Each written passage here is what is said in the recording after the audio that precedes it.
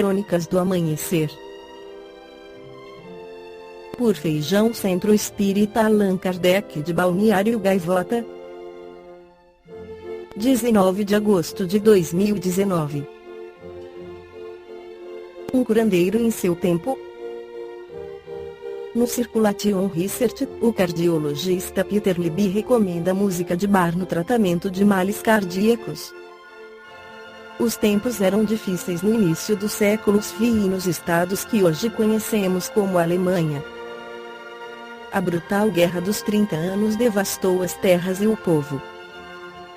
Epidemias de pestilência, incluindo as infecções por Y. pestis, atormentaram a população. A mortalidade infantil foi tragicamente alta.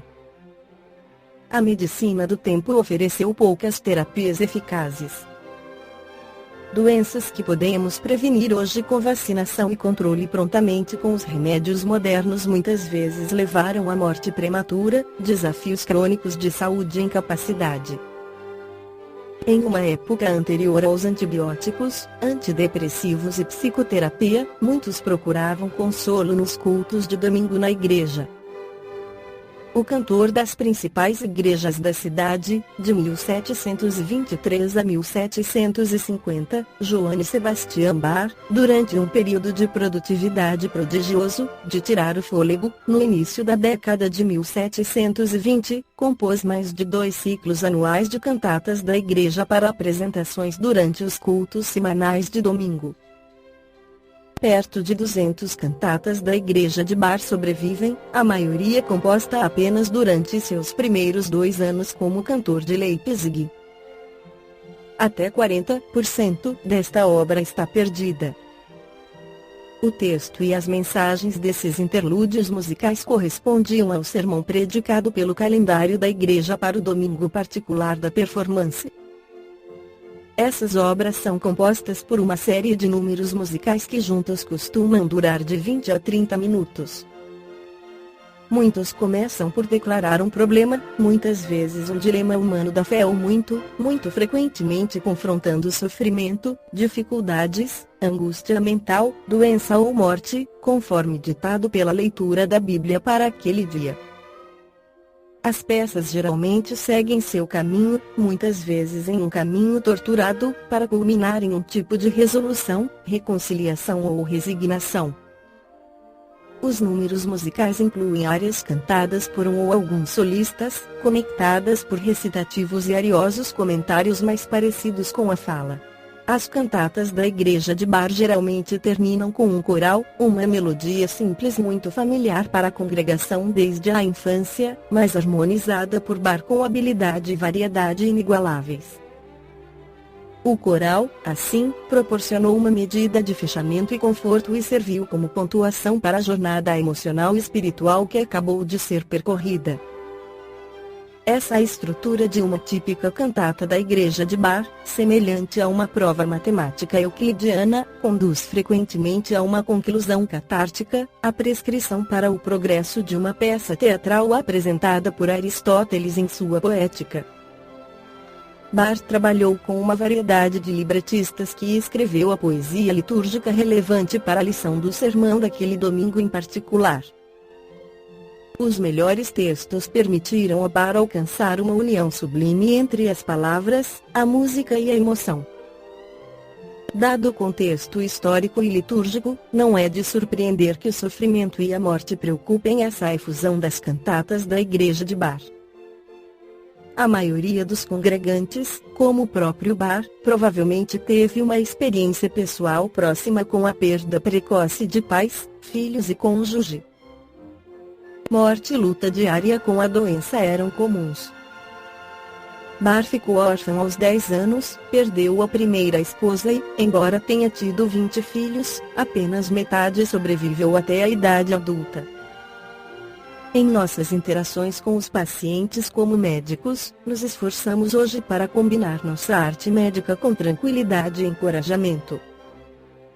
Eu argumento que através das lutas semanais com a condição humana que ele apresentou aos congregantes, Bach usou sua música como um bálsamo e consolo, provavelmente para si mesmo, e certamente para sua audiência. Bach foi um curador do seu tempo. Bach, como mestre comunicador, usava palavras e música para transmitir suas mensagens em suas cantatas e as obras corais de maior escala, paixões, missas e oratórios. Sua capacidade de envolver seu público durou mais de 300 anos. Muitos de nós, na medicina, nos esforçamos para nos comunicar efetivamente uns com os outros e com nossos pacientes. Só podemos esperar que nossas mensagens médicas e científicas permaneçam relevantes por alguns anos, muito menos por vários séculos.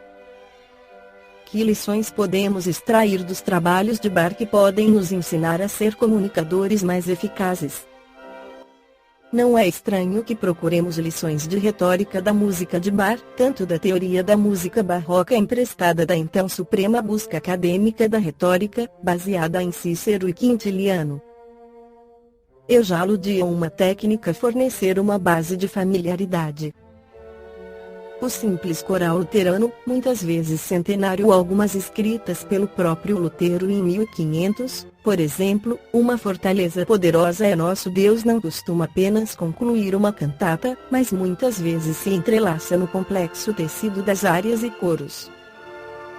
A audiência de Bach sabia que o cânone das canções de coral era como uma criança de escola americana conhece os cânticos natalinos tradicionais ou, como frequentador frequente da igreja, conhece os hinos familiares. No livro Espiritismo na Arte, Leon Denis apresenta uma mensagem do espírito Massanet psicografada em 10 de fevereiro de 1922, onde Massanet afirma: hoje falaremos sobre a música do espaço, considerada como meio de transmissão do pensamento artístico. Sei que um outro espírito, mais perto de vós 40, já tentou vos fazer compreender a forma como as ondas, que chamais de musicais, são criadas e depois transmitidas através do espaço, para chegarem aos diferentes mundos. Já vos disseram que o que chamais de sonoridades para nós é comparável às cores que, transportadas em moléculas fluídicas, percorrem os campos vibratórios e vão comunicar aos seres impressões semelhantes àquelas que vossos ouvidos percebem quando ouvis uma gama de sons harmonizados neste ou naquele grau de vibrações. Na Terra, quando uma nota é tocada, se ela provém do tom maior, essa nota vos transmite uma sensação de alegria plena e restrita. Se ela é em tom menor, ao contrário, vosso cérebro receberá uma sensação de profundidade, algumas vezes de tristeza ou de grande dor, de acordo com a modulação dos acordes e o número de notas tocadas. Portanto, a esses dois grandes princípios, maior e menor, correspondem duas sensações: alegria e dor. Entre essas notas, tendes uma infinidade de combinações que, por isso mesmo, formarão imagens. Assim como o escultor forma uma imagem virtual, o grupo de notas, os acordes, conforme sejam moduladas em tom maior ou menor, formarão por seu estilo uma série de pensamentos, que se tornam mais ou menos compreensíveis, segundo a evolução dos modos 41 da música. Eis aqui um ponto estabelecido: as artes plásticas formam imagens e a arte das ondas musicais forma, igualmente, imagem, mas uma imagem mais sutil, da qual o teor é mais frágil e a compreensão mais delicada.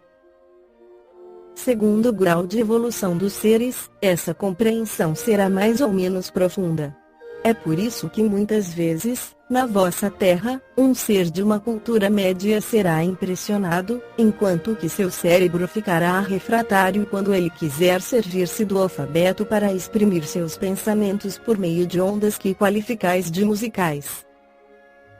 No espaço, como sabeis, não temos instrumentos, são nossos perispíritos que recebem as ondas transmissoras do pensamento musical. Também será preciso impregnar diretamente os seres que devem receber ondas dessa natureza. Como os outros artistas, o espírito evoluído no sentido musical, e que pode experimentar sensações infinitamente suaves e sutis, também pode transmiti-las com a ajuda de vossos instrumentos e por intermédio do cérebro de um dos vossos executantes. A matéria, para ser posta em movimento pelas ondas fluídicas, necessita de um intermediário, que será o vosso cérebro, o qual, em decorrência, hede como um polo atrativo e uma placa sensível, de onde partem todas as irradiações que emanam dos fluidos. Vossos grandes músicos podem, como os outros artistas, receber a inspiração, seja do espaço, seja como resultado de trabalhos anteriores. É exatamente o mesmo fenômeno que se produz com os outros artistas. No espaço nossos meios são muito mais rápidos que os vossos, não temos necessidade de instrumentos para trocar pensamentos, e nossa música é toda de impressões, agindo diretamente sobre a parte mais sensível do nosso ser fluídico, aquela que contém, em diversos graus, a centelha divina e que, entre vós, é representada pelo órgão do coração. As outras artes se refletem por imagens esculturais ou pictóricas, que são as formas de transmissão de pensamento e, para nós, substituem a palavra. A música é uma impressão especial que invade todo o nosso ser fluídico, lança-o no êxtase, na beatitude, faz com que ele sinta sensações de alegria, de quietude, de angústia, de desgosto, de dor, de pena, de remorsos. Tal é, mais ou menos, a gama de todas as sensações ascendentes e descendentes, que vão do rosa ao preto, o preto representando nada.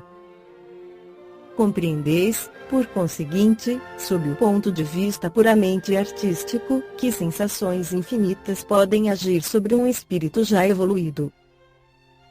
Agora podeis, na Terra, preparar-vos para receber essas sensações no além, afastando de vós qualquer satisfação material e sensual.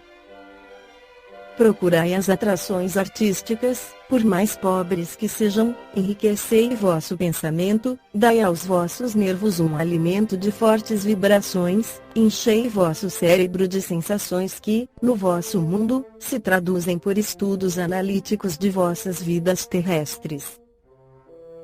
Tudo isso, um dia, repercutirá no espaço, ao cêntuplo, porquanto as vibrações armazenadas em vosso ser carnal despertarão e atrairão, como uma lira com 1000 asas, todas as sensações atrativas que podem gerar os sentimentos mais harmoniosos, os mais elevados, que circulam nas correntes que emanam diretamente da esfera divina. É o mais alto grau da arte, uma sensação artística infinita. Vossas pobres criaturas não podem experimentar as alegrias inefáveis que sentimos quando essas sensações vêm tocar nossos espíritos extasiados. Que são essas sensações? Tentarei, como conclusão, dizer-vos, com a permissão de Deus, o que elas podem ser. Isso não será fácil, porque seria vos abrir uma visão direta sobre a obra divina. Vossos guias vão orar. Espero poder vos dar, em algumas palavras, uma ideia dessa grande obra de beleza, de luz e de harmonia. Esta foi a crônica do amanhecer de 19 de agosto de 2019.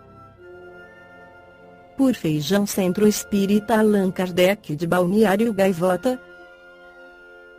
Que a paz esteja com todos.